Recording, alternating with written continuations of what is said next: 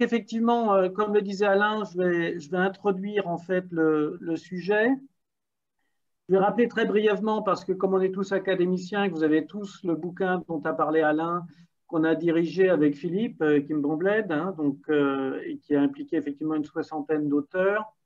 Donc, je vais passer vite sur le contexte et la manière dont on l'a amené, puis je vais discuter de quelques sujets qui me semblent être toujours d'actualité, peut-être plus que jamais.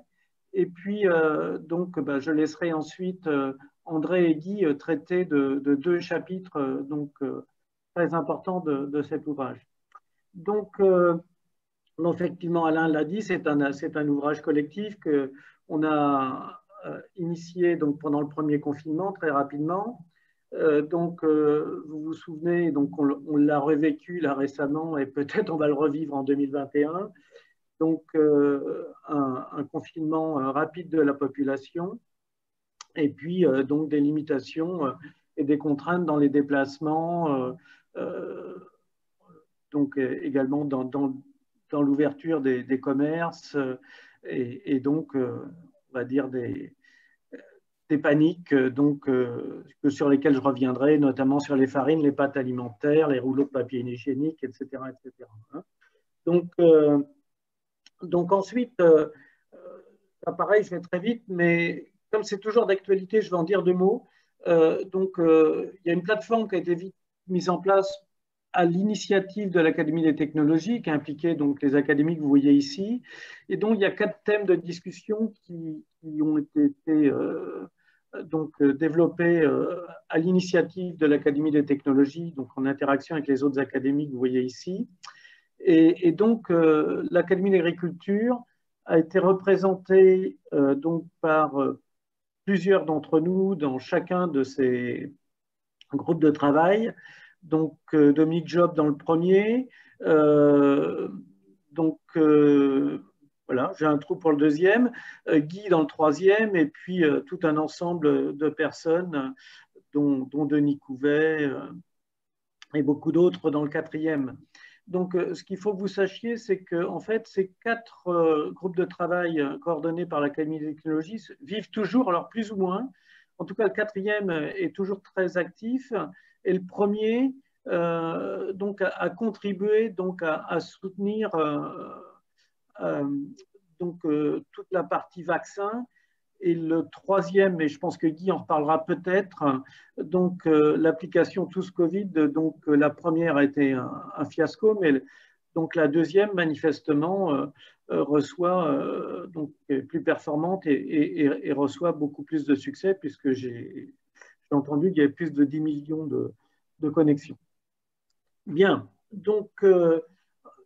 nous, à l'Académie d'agriculture, bien sûr, on a participé à cette plateforme très rapidement, mais d'autre part, on s'est dit qu'il y avait des questions vis-à-vis du monde agricole que ne traitaient pas les 4 groupes de travail de la plateforme et qui étaient vraiment dédiés à l'agriculture. Et donc, ce qui nous a incité à faire ça, c'est évidemment, vous avez vu les produits sur lesquels les gens se sont jetés, qui sont tous des produits d'origine agricole, d'une part. D'autre part, des modifications, et donc ça, je pense que Guy et André en parleront, dans les problématiques d'approvisionnement, dans les problématiques aussi d'approvisionnement en matériel agricole, sur les réparations, etc., liées en fait au confinement. Donc, en fait, il y a tout un ensemble de questions qui étaient propres au monde agricole. Et donc, bien sûr, étant donné que c'est quand même une crise majeure et malheureusement durable, quelles conséquences pour l'avenir? Et donc, je pense que si le premier confinement, s'il y avait eu que lui, peut-être qu'on serait revenu assez rapidement, on va dire, à une phase initiale. Avec ce deuxième confinement et peut-être un troisième, les incertitudes sur les vaccins. Bien sûr, les gens commençaient à être vaccinés, donc au Royaume-Uni, en Russie, etc. Mais rien ne dit que ces vaccins vont être efficaces, n'auront pas trop d'effets secondaires, que les gens se vaccineront, etc. Donc, on est loin du bout. Bien. Donc, tu l'as dit Alain, donc un travail collectif. Bien. Donc, maintenant, il y a effectivement trois grands chapitres, si je puis dire, donc dans ce livre. Donc, le premier qui est lié donc, à la pandémie et aux réalités agricoles. Et donc là, moi-même, je vais décliner très rapidement trois chapitres. Et donc, André, je pense, se consacrera plus particulièrement au chapitre qu'il a co-signé avec Guy et un certain nombre d'autres collègues sur les agrofournitures. Donc, voilà. Alors, moi, je voudrais, alors, je suis content, je vois qu'il y a des vétérinaires, des gens des producteurs animales, donc je vais peut-être dire des C'est bêtises. son Covid. Donc, je vais peut-être dire des bêtises, mais donc, comprendre les zoonoses. Donc, il y a un magnifique chapitre donc, de Claude Allot et des Barbara Dufour et donc des collègues, on va dire, des sciences animales, mais aussi des écologues, etc., de la 6 et de la 7, donc qui est le premier chapitre, en fait, du bouquin, et donc qui est consacré, en fait, effectivement, aux zoonoses, et donc à la transmission notamment des maladies virales, et pas que. Donc, ces zoonoses, en fait, sont des maladies qui sont transmises des animaux aux êtres humains, soit directement, soit indirectement. Et donc, en fait, quand même, 60% de toutes les maladies infectieuses sont présentées par ces zoonoses chez les humains, et donc 75% des maladies infectieuses émergentes, dont bien sûr le SARS-CoV-2, donc responsable de la maladie Covid-19. Donc, il y a eu tout un ensemble de questions et même d'attaques vis-à-vis du monde agricole concernant ces zoonoses, en disant que bon, bah, c'était lié à la déforestation, j'en dirai deux mots tout à l'heure, que c'était lié aux activités agricoles humaines, à la baisse de la biodiversité, etc. Vous avez vu énormément de chapitres là-dessus, et on a même eu deux séances, enfin deux webinaires donc à l'Académie, donc à ce sujet, dont celui de Christian Lévesque, qui, j'estime, a remis un certain nombre de pendules à l'heure. Et donc, bon, la question, moi, de mon point de vue, c'est que donc on a une démographie humaine galopante dans le dernier siècle et demi. Et évidemment, moi, j'ose utiliser le terme de population humaine, hein, donc, et donc, ce qui fait que, bah, évidemment, les humains sont en contact les uns avec les autres, sont en contact avec la faune, mettent une pression anthropique très forte, et donc, il ne faut pas totalement s'étonner, et ça a toujours existé, et ça fait partie même de la vie, de la dynamique, de l'évolution des espèces vivantes, qui y ait ce type de transmission. Bien, donc, alors, je voulais dire deux mots là-dessus parce qu'en fait, j'estime qu'un des chapitres, le dernier, est dédié à la confiance, notamment à la confiance en la science. Et donc, on voit à nouveau, alors que bon, il y a eu énormément de critiques sur ce point-là, que les Chinois commencent à reconnaître qu'effectivement, ils ont eu des épidémies de grippe très très fortes à la fin de l'année 2019, jusqu'à 20 fois, on va dire, les causes normales, et que finalement, bon, il y a eu beaucoup de cas de Covid qui ont été cachés sous le terme de grippe. Un autre point, et là, bon, Jean-Paul, Anne-Marie sont là, mais sur lequel j'estime qu'on n'est pas renseigné, c'est l'origine exacte de la maladie. Donc, on a parlé d'un marché, on a parlé d'un passage de la chauve-souris au pangolin, qui a été remise en cause. Et donc, manifestement, donc, l'OMS et donc les pays du monde poussent la Chine à ce qu'il y ait en fait un groupe international qui regarde un peu ce qui s'est passé, mais on sent très bien qu'il y a énormément de résistance et on ne saura jamais ce qui s'est passé. Est-ce que enfin, de mon point de vue, hein, est-ce que ce sont des animaux qui ont été revendus sur le marché à partir du laboratoire qui travaillait sur ces virus, hein, sur ces coronavirus, ou est-ce que c'est vraiment, comme pour la première crise de coronavirus, donc le SRAS-CoV-1. Est-ce que tu m'entends? Oui. Michel? Oui, ouais. Oui, simplement, est-ce que tu peux dire un mot sur les visons? Ah oui, je peux dire un mot sur les visons, bien sûr. donc, effectivement, se pose vraiment la question de l'origine de la maladie. On pourra peut-être en discuter. dont je n'avais pas vraiment l'intention de parler des visons, mais enfin sur la diapositive de droite, donc vous avez des hypothèses sur l'émergence des épidémies liées au coronavirus, et donc bien sûr vous avez les questions de mutation, et donc ça revient à cette histoire de visons, puisque donc vous le savez, les pays du nord de l'Europe ont exterminé des millions de visons, et que la France, donc il y a une des fermes, entre guillemets, de production de visons, donc je crois il y a 1000 visons qui ont été décimés. Et donc, il semblerait, alors mais là, je compte sur les épidémiologistes qui sont là, animaux, il semblerait effectivement que via le vison, il y aurait donc une mutation virale qui serait amplifiée et qui pourrait donner, on va dire, des nouvelles propriétés de dissémination du virus, etc. Donc effectivement, c'est ce qu'on ne veut pas. C'est-à-dire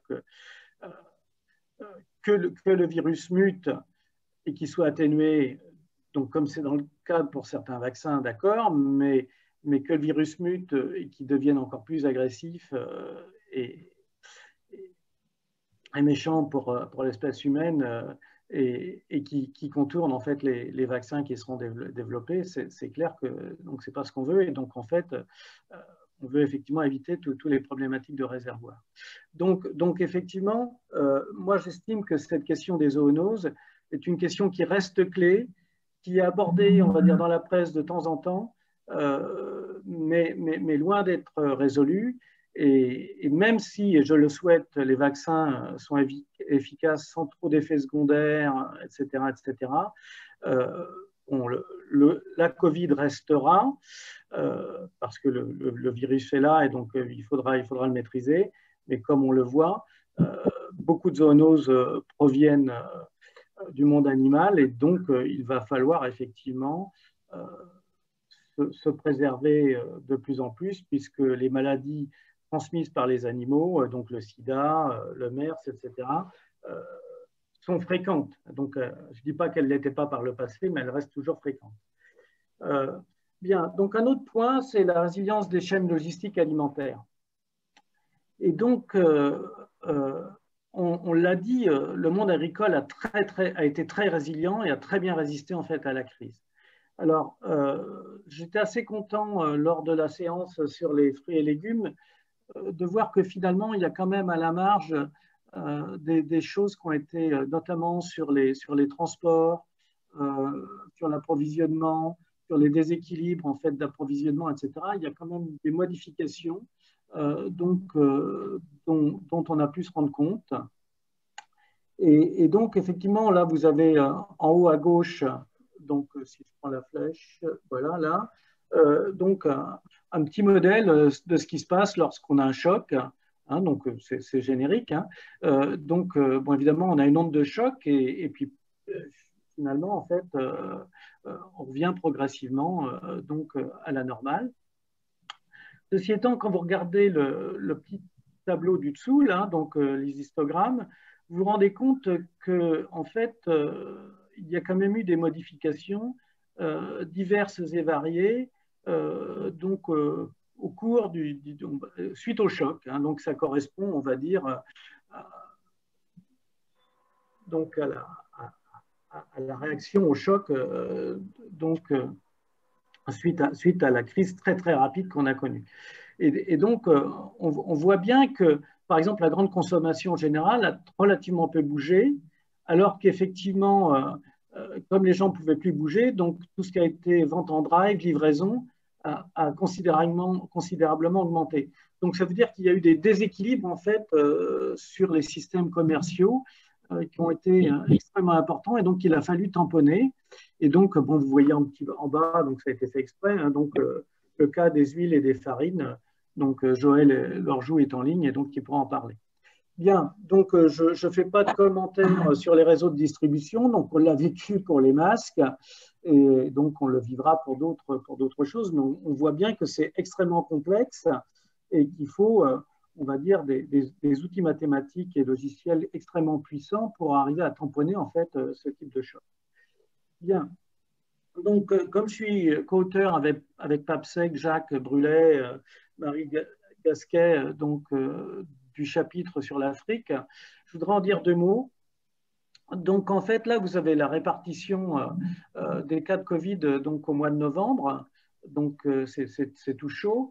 Et donc, on voit très bien que c'est quand même l'Amérique du Nord, l'Amérique du Sud, notamment avec le Brésil, et l'Europe qui ont connu le plus de cas, le plus d'hospitalisations et le plus de décès. Et l'Afrique, finalement, bon, un peu l'Afrique du Sud et le Maghreb, mais globalement, l'Afrique intertropicale a été peu touchée. Alors, bon, il y a beaucoup d'hypothèses sur ce sujet, et notamment le fait que nos amis africains sont confrontés à des quantités de maladies infectieuses et qu'ils ont peut-être un système immunitaire donc mieux préparé vis-à-vis d'une attaque au coronavirus. Bon, tout est possible.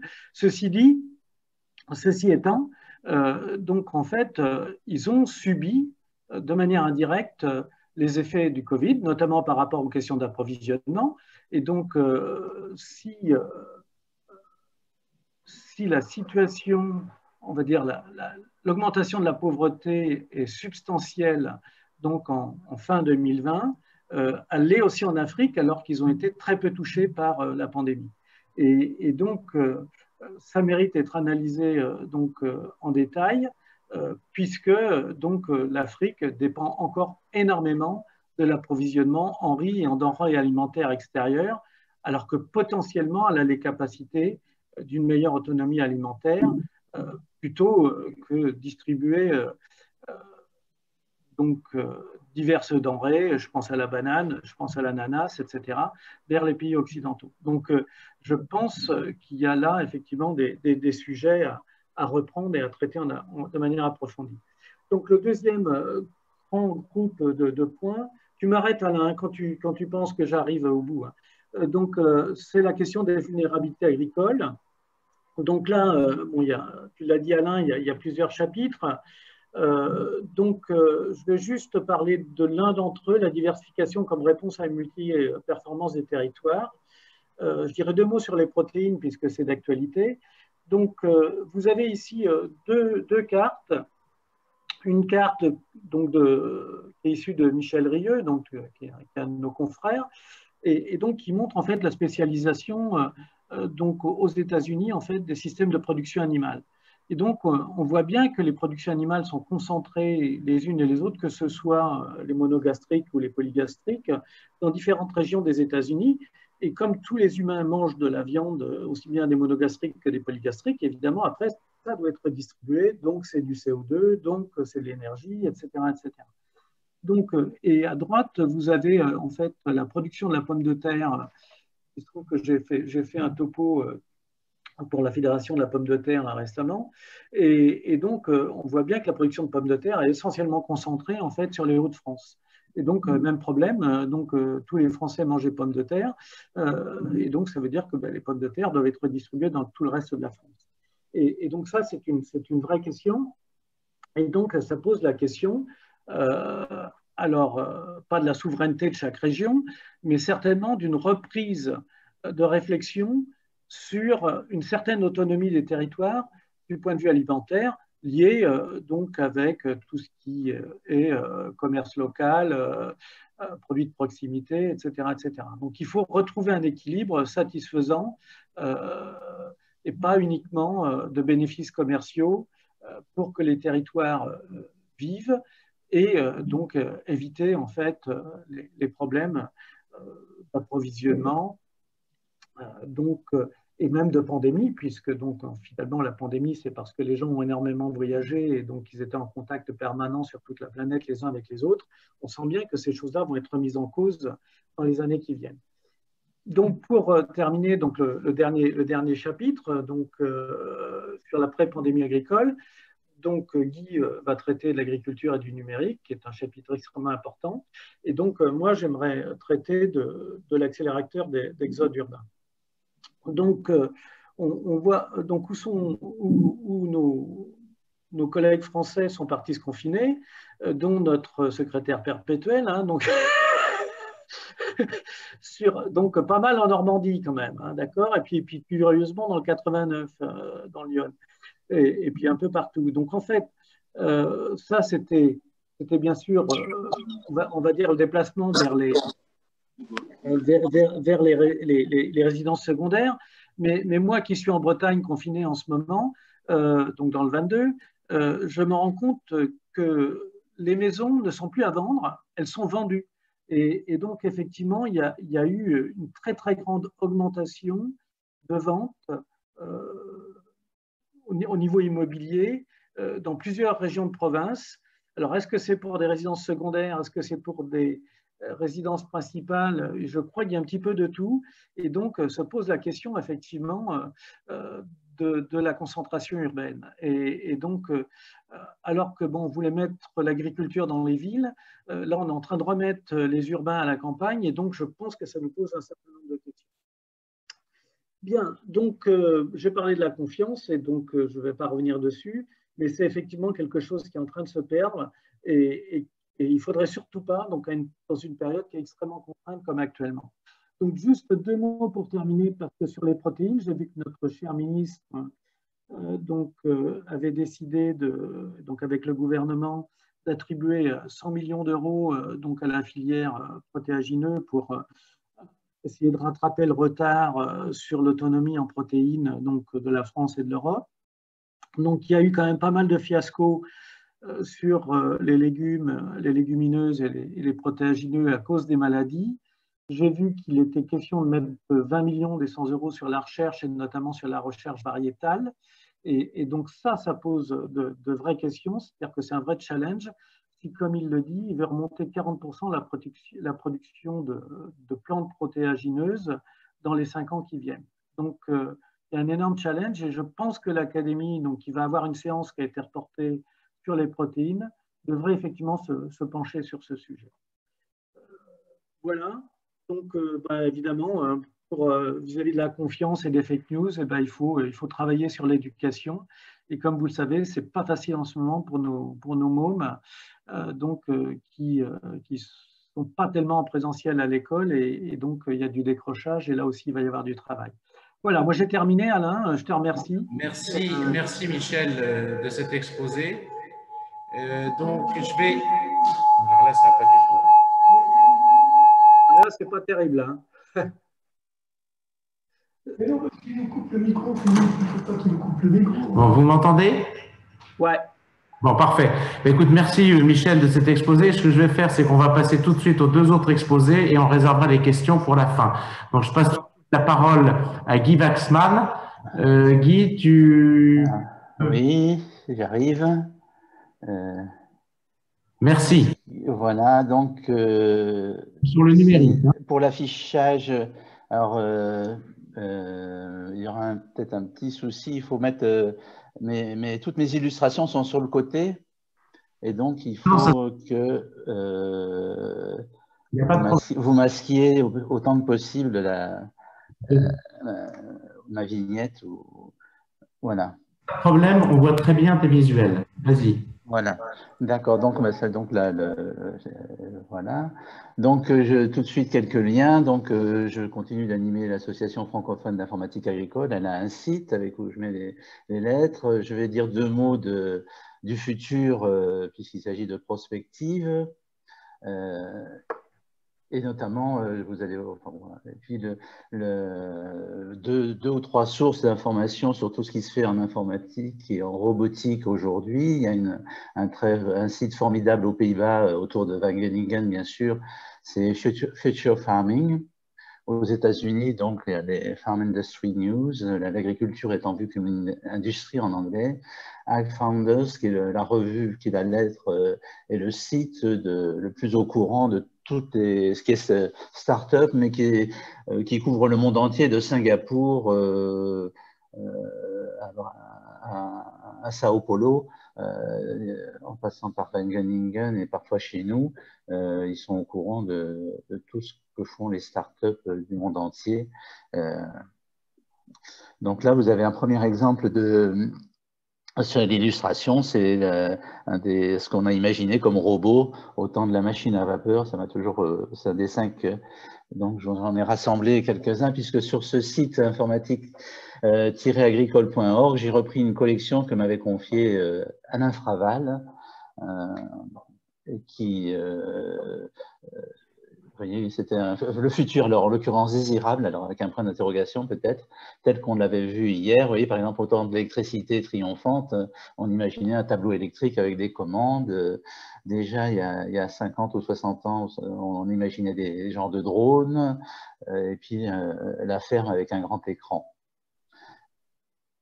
Et puis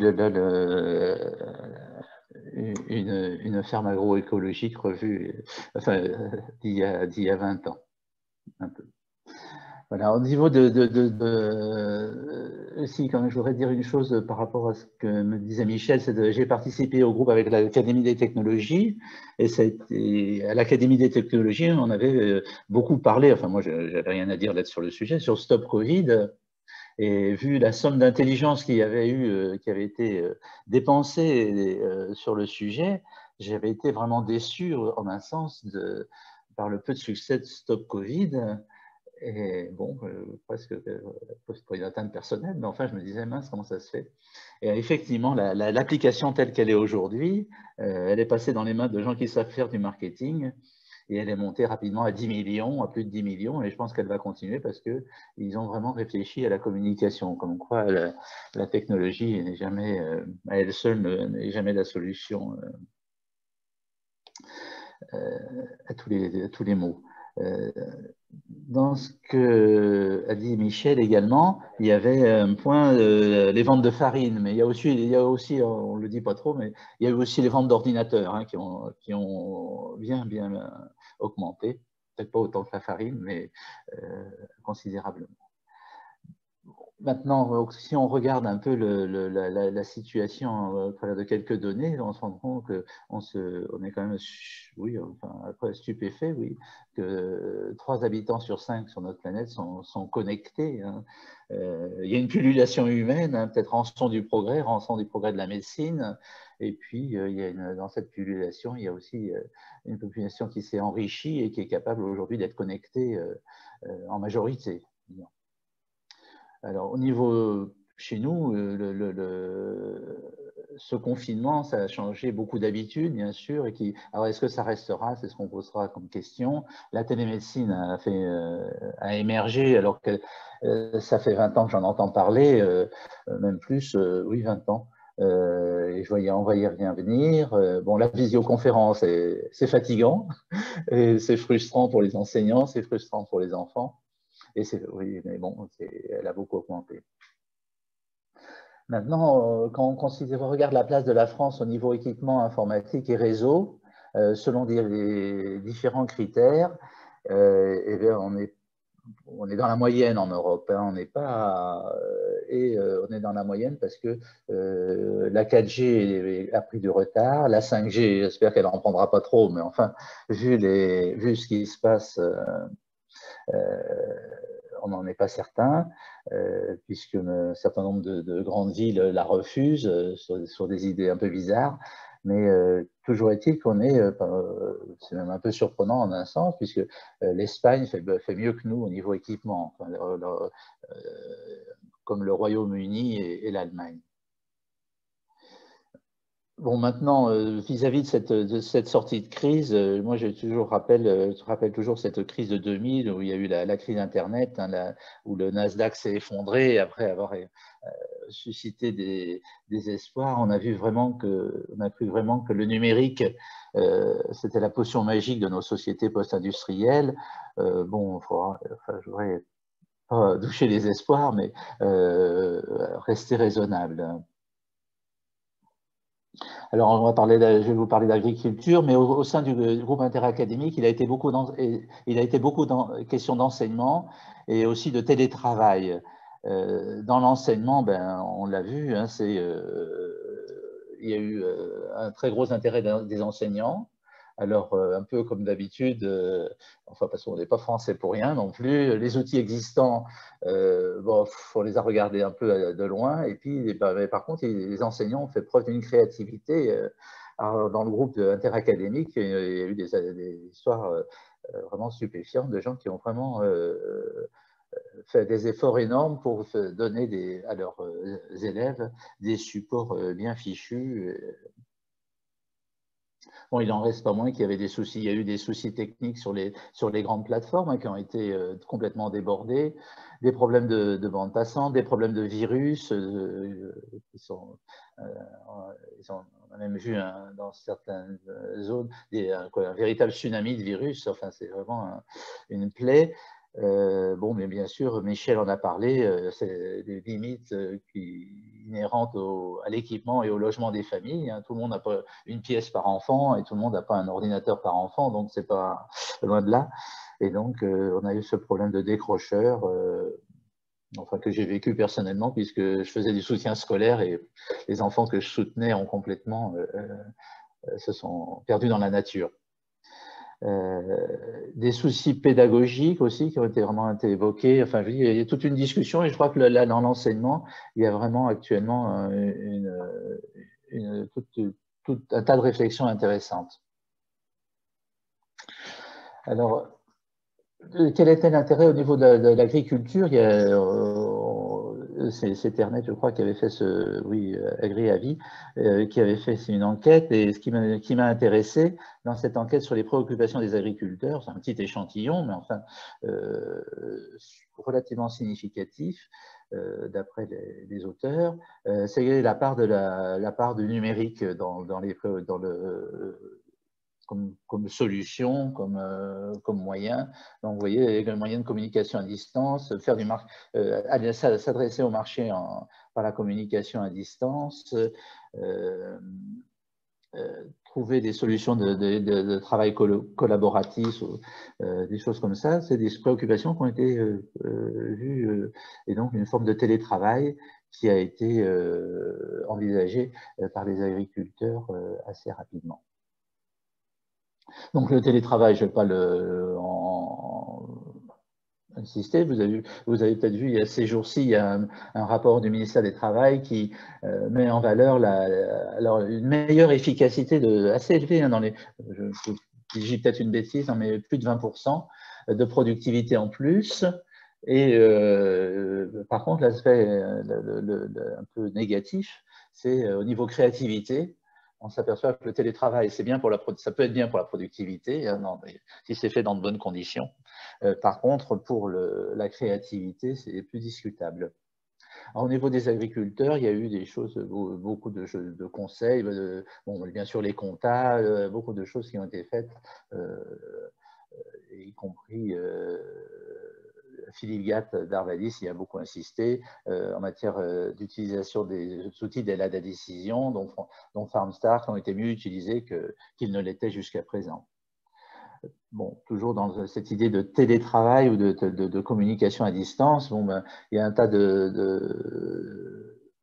d'assemblées qui n'ont pas pu se faire et qui ne se sont pas faites vraiment en visioconférence, mais c'est un peu normal. Enfin, bon, mais parce que c'est des choses qui ne sont pas faciles, de même que le vote par Internet n'a pas été, qui commence à émerger vraiment, hein. Il y a des solutions vraiment intéressantes, mais qui ne sont pas encore tant répandues que ça. Alors, Michel en a parlé, la vente directe s'est beaucoup développée, et pour la première fois, il y a eu l'e-commerce, enfin l'e-commerce des produits frais. Et notamment en direct des agriculteurs. Mais c'est vraiment cette émergence. Jusqu'à présent, on n'a pas fait confiance au commerce électronique pour les produits frais, et là, c'est un basculement réel.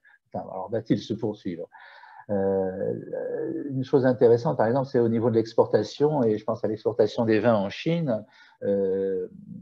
Tout de suite, après, au moment quand la Chine s'est fermée et que les marchés qui représentent un marché pas négligeable en vin, tout de suite, on s'est tourné vers Internet pour essayer de maintenir les ventes de vins de Bordeaux, Bourgogne, enfin les alcools, le cognac et tout ça.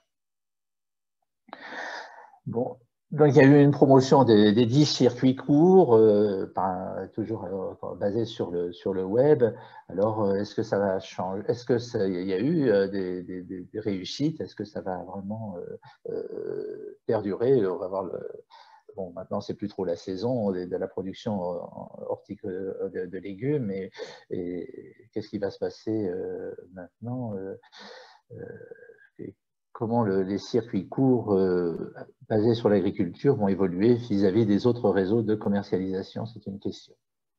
Alors, quelque chose qui n'a pas beaucoup changé, mais qui s'est amplifié, c'est certainement l'e-commerce des produits de l'amont agricole, hein, donc au travers de sites. Donc, il y en a un qui est plutôt qui est bien développé, Agriconomie. Il y a bien sûr les coopératives, dont la plateforme digitale s'est vraiment améliorée, mais là, elle a été vraiment utilisée. Et puis, je rappelle le site Ternet d'occasion, qui est l'héritier des petites annonces de France Agricole, et qui est un site tout à fait remarquable dans un pays où on achète beaucoup de matériel, qu'on revend assez vite pour ne pas avoir d'ennui. Il y a peut-être certainement des gens parmi vous qui ont de meilleures compétences que moi, mais le site de Ternet Occasion est vraiment impressionnant de par même la diversité des langages utilisés. Bon, je vous dis là encore, c'est vraiment une amplification c'est pas un basculement, mais vraiment il y a eu une amplification qui s'est produite. Vous voyez que c'est toujours les pièces détachées, les petits consommables qui étaient le fonds de commerce principal, et je pense qu'en 2020, ça a été la même chose. Bon, on en vient à la question de l'emploi, qui est quand même une des plus délicates, je dirais, sous différents aspects. On s'est aperçu que, comme dans beaucoup de pays, il nous manque 200 000 travailleurs saisonniers émigrés, hein. Le blocage des frontières a été vraiment ressenti de façon très forte dans un certain nombre de secteurs agricoles. On n'est pas les seuls, hein, c'est pas pour se consoler. Donc, l'Italie, qui est à envisager et à réaliser à régulariser la situation d'un certain nombre d'immigrés, leur permettant de travailler justement en fonction de cette crise. Au Royaume-Uni, on voyait bien dans la presse agricole de la NFU, National Farming Union, qu'il manquait de la main-d'œuvre, notamment pour cueillir les fraises, qui sont une grosse production en Angleterre. Et puis, il y a la Californie qui, depuis 4 ans, a commencé à se demander comment remplacer les migrants mexicains. Ce qui n'est pas tout à fait simple, tant il y a de production de fruits et de très gros élevages en Californie. Bon, du coup, il y a eu cette idée, le site Des bras pour ton assiette. On a imaginé que des gens confinés, des gens qui ont empêchés de travailler, pourraient trouver du travail sur les exploitations agricoles. Et au point de vue communication, ça a été un très gros succès, puisqu'il y a eu plus de 300 000 personnes qui se sont inscrites comme candidates, et puis 15 000 et quelques exploitants agricoles qui ont dit oui, on a besoin de monde pour nos exploitations. Sur les 300 000, en fait, il y en a environ 15 000 ça aboutit pour une quinzaine, ce qui est déjà pas mal, hein, c'est pas non plus tout à fait négligeable, mais enfin, du point de vue des exploitants, c'était pas simple, il y a des problèmes d'accueil, de formation. Si vous arrivez lundi, il y a 5 personnes qui arrivent pour bosser, et qu'il faut les accueillir, les former, organiser le travail, sans parler des problèmes de transport, si les gens viennent de loin. Puis s'ils sont en demande d'hébergement, ce qui n'est pas non plus facile à offrir. De la part des personnes de bonne volonté qui arrivaient, mais il y a une méconnaissance du travail agricole. Et moi, je crois quand même quelque chose sur lequel on ne se penche pas assez, une attractivité modeste, un manque d'attractivité de l'agriculture. Enfin, au total, au niveau communication, je crois que c'était une très belle opération de communication involontaire, mais une réussite, puisque deux mondes se sont, au moins, ont entendu parler les uns des autres et se sont rencontrés. Donc, vis-à-vis de ce manque de main-d'œuvre et qui devrait durer, parce que même si les frontières ne se ferment pas, il est bien certain que le niveau de vie de pays, je pense à la Pologne. La Pologne, on voit bien, il y a eu quasiment pas 1 million, mais de Polonais qui ont été au Royaume-Uni, qui sont partis au Royaume-Uni, comme c'était possible. Et puis, ils sont en train de revenir en Pologne, parce que la Pologne s'est enrichie, c'est pas seulement le Brexit. Hein. Pendant des années et des années, les Italiens sont venus en France travailler dans les champs. Puis quand la communauté européenne a commencé à se renforcer, et ben là,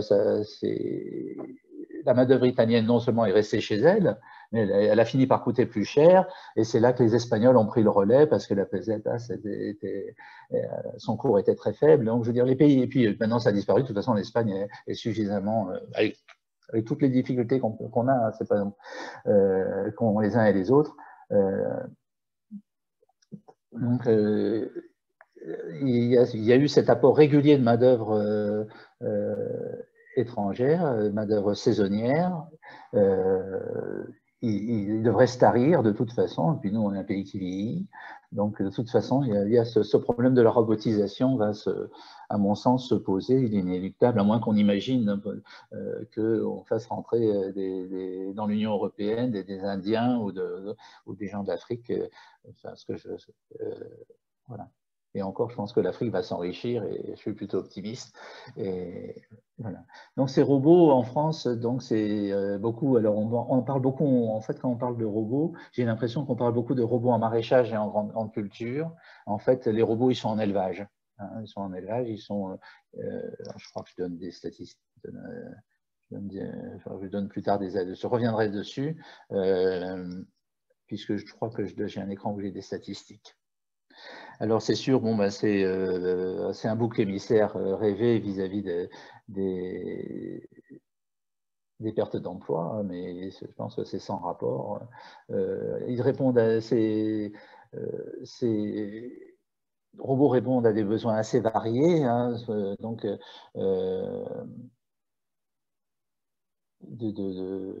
une substitution, enfin, par exemple en grande culture, ça serait plutôt ou en maraîchage, en robot de désherbage, robot de travail du sol, donc de remplacement. Ils peuvent aider, les robots il y a beaucoup de solutions pour aider au travail. Bien entendu, alors il y a quelque chose d'un peu intéressant, c'est qu'en culture, il faut respecter la réglementation. Donc, on ne peut pas circuler sur la route avec un robot, c'est pas possible parce que nos robots ne sont pas comme des voitures Google ou Tesla. Donc, l'idée, c'est donc il faut les amener sur le champ, il faut les surveiller. Du fait qu'il faut les surveiller, ben, il faut qu'il y ait quelqu'un. Et s'il y a quelqu'un, autant qu'il surveille plusieurs robots à la fois. Et donc, l'idée c'est Philippe Gatt qui insiste beaucoup là-dessus, Darvalis qui insiste beaucoup là-dessus, l'idée des troupeaux ou des essaims de robots qui ne seraient pas forcément avec une grosse motorisation, qui seraient plutôt tortues que lièvres, qui iraient plutôt lentement, mais on s'en moque du moment qu'ils sont efficaces et puis ils ont le temps, hein, et on en met plusieurs. Ce qui est certain, c'est qu'ils sont à la base, il y a des logiciels assez sophistiqués, notamment de reconnaissance des mauvaises herbes ou de reconnaissance des tâches de maladie, de façon à pulvériser. C'est le même genre de logiciels qui sont utilisés sur les pulvérisateurs les plus performants. Il y a toujours un problème de positionnement, il faut qu'il soit positionné au centimètre, et ça, j'en discutais récemment hier en réunion de section. Le Galileo ne confirme pas, même s'il est beaucoup plus précis que le GPS, il faut vraiment corriger le signal, avoir une possibilité de corriger le signal sur la base d'une base locale. Et donc c'est la technologie RTK. Alors, ce qui est un truc curieux qui me paraît curieux, c'est les robots géants. Alors là, ce qui est drôle, c'est que c'est les Russes qui imaginent ça, des robots, qui ont d'abord imaginé ça, les robots géants, mais ça va venir chez nous. Et là, je vois pas totalement l'intérêt, puisque de toute façon, c'est un tel investissement, de toute façon, on va pas le laisser tout seul. Il y aura de toute façon quelqu'un, donc enfin, je comprends mal, mais c'est sûrement moi. Les robots volants, c'est quelque chose qui, alors c'est un peu compliqué au point de vue réglementation, c'est pour la c'est pour même du semi, ça c'est imaginé, ou alors pour des traitements phytosanitaires. Mais là encore, c'est un peu le même problème de positionnement qu'on a. Le robot volant est très difficile à repérer en X, Y, Z, et donc c'est un peu compliqué. Et puis il y a autour des robots collaboratifs, c'est plus dans l'industrie, mais donc on peut imaginer qu'il y ait des solutions avec base exosquelette. Bon, mais c'est moins certain. Alors dans les autres aspects du numérique, de ce basculement, donc il y a eu la formation à distance pour la première fois. Donc, alors des instituts techniques ont fait des modules courts de 1 ou 2 heures et ça a l'air de marcher. Et puis il y a des MOOC, enfin un peu plus au long cours, disons des formations au long cours, qui finissent par rencontrer un public maintenant. On a déjà parlé de la télémédecine. Je suis pas sûr que que les déserts médicaux du monde rural vont être, ça va être solutionné par la télémédecine, mais enfin, elle est vraiment présente aujourd'hui. Maintenant, pendant le confinement, il y a eu un arrêté qui autorise la télémédecine vétérinaire. Donc ça, c'était plutôt curieux. Une chose importante pour le monde rural, là, j'y crois assez, c'est tout ce qui est relations sociales, avec la dimension, d'ailleurs, il y a eu je pense qu'il y a quelque chose à faire en la matière de sociabilité, tout ce qui est autour de la prévention des suicides et l'animation des réseaux sociaux en agriculture, donc je saurais trop vous recommander de vous intéresser aux agri-tweetos ou aux agri-youtubeurs. Je signalais d'ailleurs dans la discussion là qu'il y a un gars qui s'appelle Étienne, il s'appelle Étienne Agri-youtuber, il est dans les Hauts-de-France et il a fait une très belle vidéo sur un élevage de gisons dans son coin. Voilà, donc peut-être un point qui n'est pas tout à fait négligeable, c'est que la presse, la presse agricole, qu'elle soit locale ou technique, dans cette histoire sans compter que la Poste n'a pas fait grand-chose pour assurer la distribution des journaux, être évidemment en très très grand danger avec l'émergence d'Internet, et on ne voit pas bien quels seront c'est quand même un problème vis-à-vis à la fois de la qualité et du pluralisme de l'information. Reste alors que la bande passante en région, dans le monde rural, les réseaux, c'est pas tout à fait ça. Hein, la fibre optique arrive pas partout, la 5G, la 4G non plus. Ça pose d'énormes problèmes d'égalité des territoires. Étant entendu que les solutions par satellite ont été promues par les collectivités territoriales, même quand elles ont été promues par les collectivités territoriales, n'ont pas rencontré un succès suffisant. Alors, je pense que c'est un peu comme le Stop Covid, ça marche, mais faute d'un marketing efficace, ça n'a pas marché. Alors peut-être que ça finira par marcher. Mais ce problème d'infrastructure reste entier. Alors je dis, même si les collectivités territoriales et la puissance étatique font énormément d'efforts, ça va venir lentement et c'est pas satisfaisant, en tout cas à l'heure actuelle. Donc ça, c'est pas. Alors l'émergence des robots, ça, je pense que c'est inévitable et salutaire en un sens.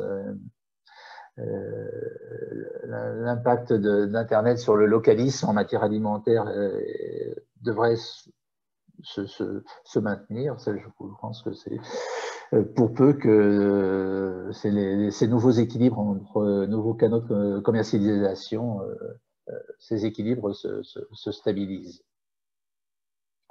Bon, ça n'empêche pas qu'on aura toujours des problèmes de sécurité des produits fermiers, et de la sécurisation des chaînes dans les circuits courts. Voilà, donc tout ça pour... Guy, est-ce que on arrivé, là, j'en finis là, donc tout ça pour en dire qu'on espère bien faire autre chose que des téléconférences et se retrouver comme dans le village gaulois autour d'une table pour causer un peu et discuter. Merci Guy de ton exposé.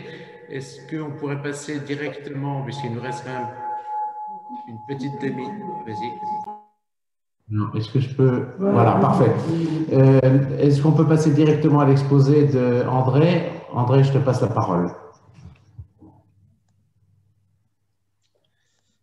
Oui, alors bonjour à tous. Voilà, je vais partager mon écran. J'espère que ça marche. Oui, ça marche. Bon, formidable. Alors, je vais me mettre en plein écran.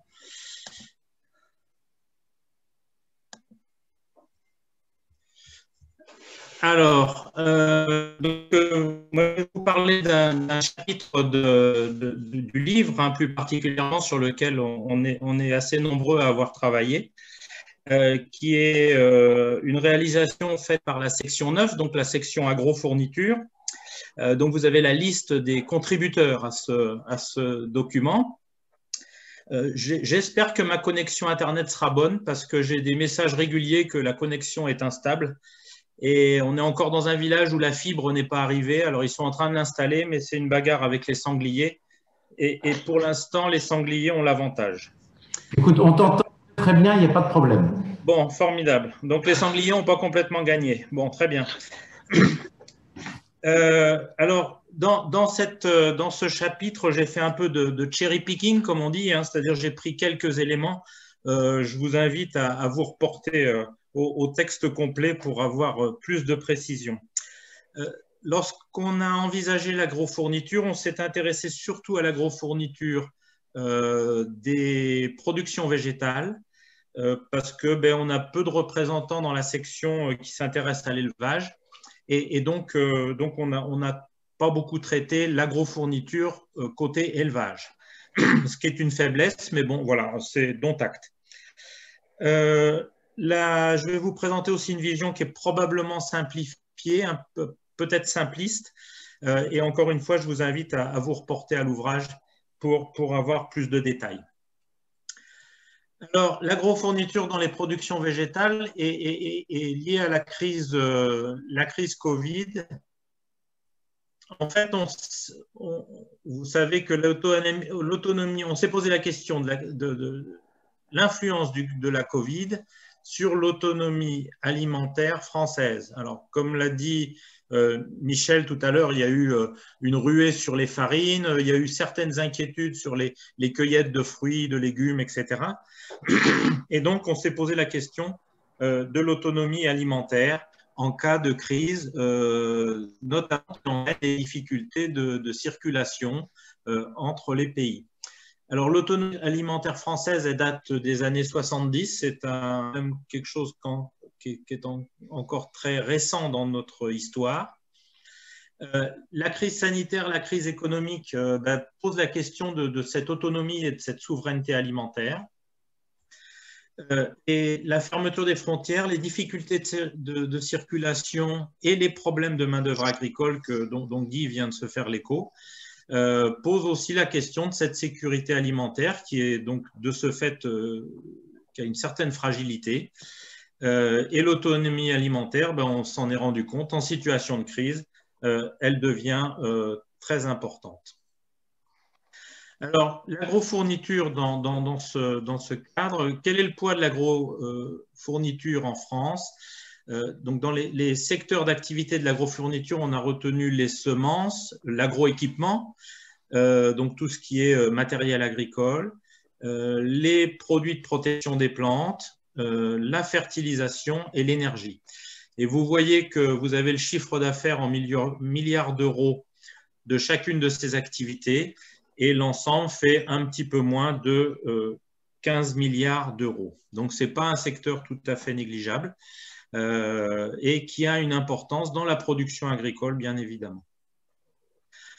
Alors, le premier secteur, c'est le secteur des semences et plants.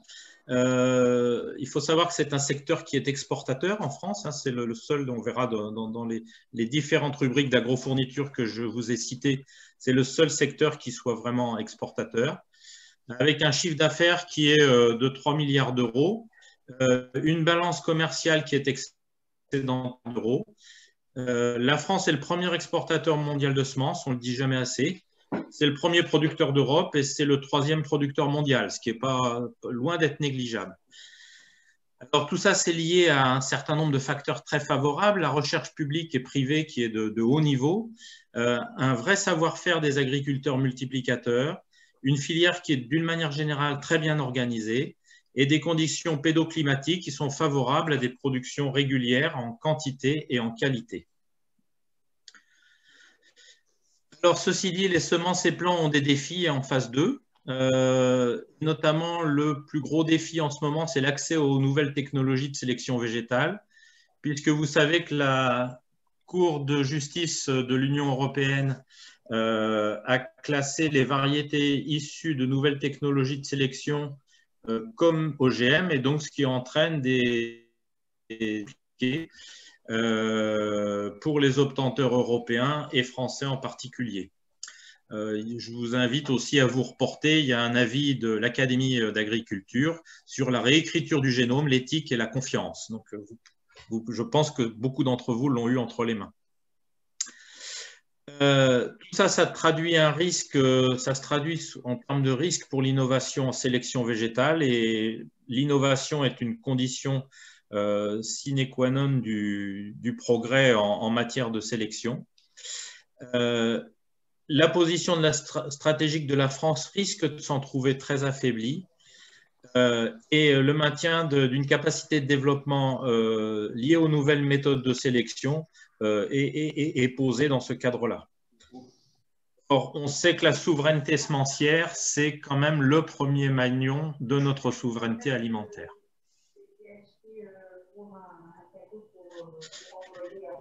Équipement. En 1970, alors dixit mon confrère René Hautelet, la France était le principal pays mondial en agrofourniture. Ça, c'est un fait que l'on oublie. Aujourd'hui, la France, c'est toujours en Europe le premier marché des agroéquipements, avec un marché qui représente à peu près 5 milliards d'euros, un peu plus de 5 milliards d'euros en 2018. Mais sur 5 milliards d'euros, on importe 4,1 milliards de matériel qui vient de l'étranger, c'est-à-dire 75%. On a 1,3 milliard de production locale, mais qui est une production locale d'entreprises qui ne sont pas françaises. Et je vous ai mis ici la liste des tractoristes en France avec leur part de marché. Et vous voyez qu'il n'y a plus de tractoristes français. Le dernier étant Renault, qui a vendu sa division tracteur à Claas. En agroéquipement, dans les machines agricoles, c'est-à-dire hors tracteurs et machines télescopiques, on a un business en France qui est de 4,7 milliards d'euros. Et là, on a une seule entreprise qui est représentée dans ce domaine-là, qui est l'entreprise, le groupe Excel, qui représente un petit peu moins de 1 milliard, donc ce qui n'est pas du tout négligeable, qui a un groupe d'importance mondiale. Mais vous voyez qu'on est quand même assez peu présent sur l'agroéquipement. L'agroéquipement, il va avoir à faire face aux défis de demain. Alors, je ne vais pas reprendre ce que Guy vient de présenter, alors que j'ai mis les défis de demain, mais c'est déjà des défis d'aujourd'hui. C'est bien évidemment le développement de la robotique, l'utilisation du big data avec tout ce qui se fait autour des digifermes, et puis les économies d'énergie. On va voir que ce n'est pas négligeable pour les engins agricoles, et j'ai illustré ce point-là avec le tracteur au méthane eu l'occasion de voir lors de la visite du CIMA en 2019. En ce qui concerne les fertilisants donc, sont des éléments minéraux qui sont produits par l'industrie, hein, bien évidemment. Ça concerne, et donc ça touche essentiellement les matières premières qui sont issues de production minière, phosphate, potasse, le soufre, et de l'énergie. Dans la fabrication de fertilisants, l'énergie joue un rôle bien évidemment très important. Et puis un dernier volet qui est les sources organiques de fertilisation, dont il ne faut pas négliger l'importance. Sur l'azote, il reste une petite industrie française qui couvre moins des 30% des besoins nationaux. Donc on est là dépendant à 70% pratiquement de l'étranger. Sur le P et le K, donc phosphate et potasse, on utilise à 50%, nos approvisionnements viennent du recyclage de déchets, de sous-produits agricoles, essentiellement des matières organiques, et des sous-produits industriels. Des raies en France ont disparu, enfin, il reste pratiquement plus rien. Et ça, c'est lié notamment à une faible compétitivité de ces industries françaises pour diverses raisons. C'est lié aussi à l'arrêt des exploitations minières, hein, d'une manière générale. Ça ne touche pas que la fertilisation, mais c'est un fait. Et puis, c'est lié aussi à un prix très bas de vente des minéraux sur le marché mondial qui fait que la compétitivité française n'est plus du tout au rendez-vous. Il y a quand même quelques pistes de progrès qui sont citées dans l'ouvrage. La première, c'est le développement des biostimulants, hein, grâce notamment à un cadre réglementaire qui se met en place en Europe et qui permet d'avancer sur ce domaine-là. Donc, il y a des espoirs, il y a un besoin de recherche sur les biostimulants et on pense que c'est un secteur qui va prendre de l'ampleur dans la fertilisation. Ensuite, en ce qui concerne P et K, les apports qui sont liés à la production animale et aux déchets des sucreries apportent on peut viser l'équilibre en termes d'approvisionnement en phosphate et en potasse. Par contre, les besoins en azote, on doit pouvoir les satisfaire un peu d'autre part. Donc, il restera quand même un quart à trouver. Et il reste c'est les apports potentiels en azote que peuvent amener les méthaniseurs, si la méthanisation continue à se développer comme on l'espère. En ce qui concerne la protection des cultures, alors c'est un marché qui est globalement stable hein, depuis plusieurs années, autour de 2 milliards d'euros, plus ou moins. Enfin voilà, ça tourne, ça fluctue autour de ce chiffre-là. On a une diminution des tonnages utilisés en protection des cultures depuis 20 ans. On est autour de 68 000 tonnes, si je ne me trompe pas, avec une proportion, vous le voyez sur le graphique, enfin, j'espère que c'est assez clair, du soufre et du cuivre, qui sont des produits assez pondéreux, qui représentent environ 25% de la quantité totale de produits phyto utilisés en France. Bien évidemment, d'une année sur l'autre, il y a des fluctuations liées au climat et aux taxations. Au climat, parce que il y a des périodes pluvieuses qui entraînent par exemple des maladies comme le mildiou et qui, de ce fait, augmentent les consommations d'une année sur l'autre, enfin, font varier ces consommations de manière assez significative. Et puis, le deuxième cas de fluctuation, ce sont les modifications de taxation. Et il y a toujours des années un petit peu fortes. Alors, vous avez l'année 99 ici, par exemple, où il y a eu une pointe, parce qu'il y a eu une modification de la taxation qui fait que les gens ont tendance à anticiper leurs achats avant le changement de taxe. On a eu la même chose en 2018. En termes de tonnage, la France est le deuxième marché européen en tonnage après l'Espagne. Et le 9e en poids de substances actives utilisées par hectare. Alors, en protection des cultures, sur des 19 entreprises principales qui sont actives en France, 16 ont un siège social qui est hors de France. Les interdictions qui découlent de la loi Egalim et plus particulièrement de son article 83, les interdictions en France vont entraîner donc de production, de stockage et de circulation de produits contenant des substances actives non approuvées au niveau européen, va entraîner une réduction encore des unités de production en France et de leur activité, avec éventuellement, si l'activité n'est plus suffisamment rentable, des risques de délocalisation. Et comme pour les médicaments, hein, on vit un peu la même chose. La plupart des substances actives sont maintenant produites à l'étranger. Sauf erreur de ma part, il ne reste que le soufre et la bouillie bordelaise qui sont encore produits en France. Le soufre étant, vous savez, un dérivé des gaz black. Et alors, il y a aussi maintenant le développement de produits de biocontrôle qui semble s'installer en France. On espère que c'est un phénomène qui va être durable. La protection des cultures se heurte à un certain nombre d'inconvénients. Les manques de solutions, vous avez tous entendu parler, je l'ai illustré là, de la pénurie de solutions pour lutter contre les pucerons vecteurs de la jaunisse de la betterave. Ce qui crée des distorsions de concurrence avec pas mal de nos pays voisins, qui oblige aussi le ministère de l'Agriculture et l'ANSES à avoir recours à des dérogations pour pallier, donc c'est un peu une politique de la rustine, ce qui est quand même un petit peu gênant. Et puis le développement du biocontrôle, qui est donc ça une tendance assez forte. Et vous voyez ici, je vous ai mis le chiffre qui vient de l'IBMA, donc la Fédération des producteurs de produits de biocontrôle.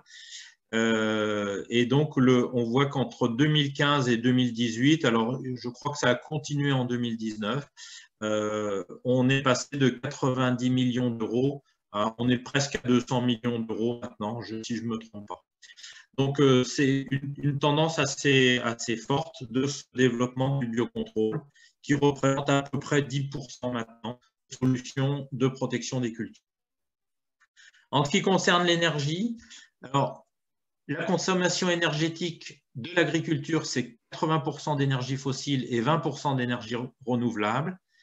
Les principaux postes d'utilisation, vous les avez sur ce graphique. Vous voyez que tout ce qui est tracteur et automoteur représente plus de 50% de la consommation d'énergie. Les bâtiments d'élevage, 11%, les serres, 10%, et les véhicules utilitaires, vous voyez, 8%. Donc déjà, ces 4 postes-là représentent 75% de la consommation énergétique agricole. L'efficience énergétique de l'agriculture s'est beaucoup améliorée, comme dans beaucoup de secteurs d'ailleurs, mais l'agriculture en a profité aussi. Et en 1970, il fallait 213 tonnes d'équivalent pétrole par million d'euros de valeur ajoutée produite. En 2011, on était passé à 132. Donc, vous voyez, une très, très belle amélioration de l'efficacité énergétique française et qui doit se poursuivre.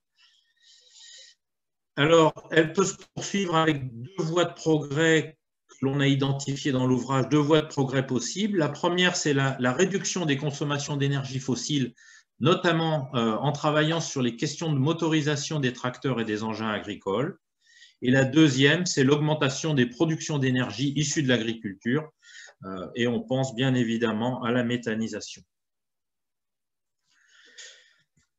Tout ça, ça peut se faire que dans le cadre de recherche et d'innovation technologique. Et là, la France n'est malheureusement pas dans les meilleurs élèves. On vous a mis ici le nombre de brevets par million d'habitants. Et vous voyez que la Suisse, alors, ils sont champions, hein, avec 956 brevets par million d'habitants. Et la France, on est plutôt dans un queue de peloton avec 153 brevets par million d'habitants. Donc, vous voyez, on a vraiment un besoin de rebooster la recherche et la mise au point d'innovation technologique en agrofourniture en tout cas, mais peut-être plus généralement d'ailleurs. conclusion, la crise Covid-19 et le souhait d'autonomie alimentaire a été renforcé.